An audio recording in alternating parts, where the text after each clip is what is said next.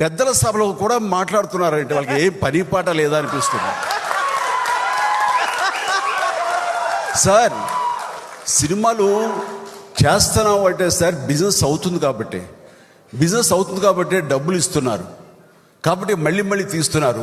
Cinema మీద cinema చేస్తున్నామంటే డబ్బుల మీద డబ్బులు వస్తాయని కాదు సార్.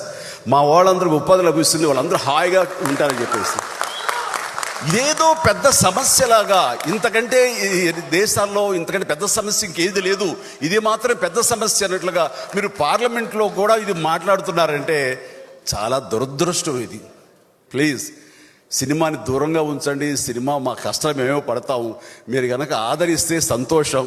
సినిమా ఎన్హాన్స్ కోసం మీ ప్రయత్నాలు చేస్తే ఇంత ఖర్చు పెట్టి ఇన్ని కోట్లు పెట్టి చేస్తున్నాం కాబట్టి దీన్ని ఈ స్థాయి అంతర్జాతీయ స్థాయిలో ఈ రోజున తెలుగు పరిశ్రమ ఉంది కాబట్టి దానికి కారణం మేము ఖర్చు పెడుతున్నాం కాబట్టి ఇలాంటి ఖర్చుకి ఎంత కొంత రెవెన్యూ రావాలని కూడా కోరుకోవడం సమంజసం కాబట్టి కోరుకుంటున్నాం.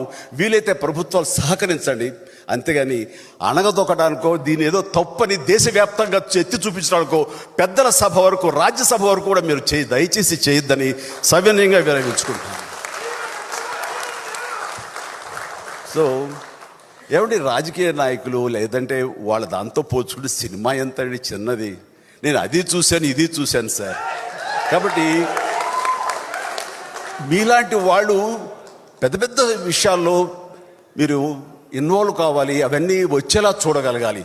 అది ప్రత్యేక హోదా గురించి కానివ్వండి, లేకపోతే మనకున్న ప్రాజెక్టుల గురించి కానివ్వండి, లేదంటే రోడ్ల నిర్మాణం గురించి కానివ్వండి, లేదా పేదవాళ్ళ కడుపు నింపే పథకాలు కానివ్వండి, ఇలాంటివి కానివ్వండి, ఉద్యోగ అవకాశాలు కానివ్వండి, ఉపాధి అవకాశాలు కానివ్వండి, ఇలాంటివి మనం ఇవ్వగలిగితే కనుక దానికి ఏంటని మీరు కనుక చూసి దానికోసం ప్రయత్నం చేస్తే నిజంగా ప్రతి ఒక్కరు మీకు తలొంచి నమస్కరిస్తాం.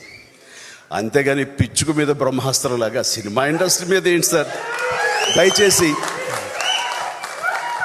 దయచేసి ఇది పెద్ద విషయంగా మీరు దేశవ్యాప్తంగా ప్రొజెక్ట్ చేయడానికి ప్రయత్నం చేయకండి please. Thank you very much. అది ఈ రోజుల్లో అంత ఓపిక అంత ఇది ఎవరు లేరు. అలాంటి సమయంలో మళ్ళీ నేను అది అందిపుచ్చుకున్నాను.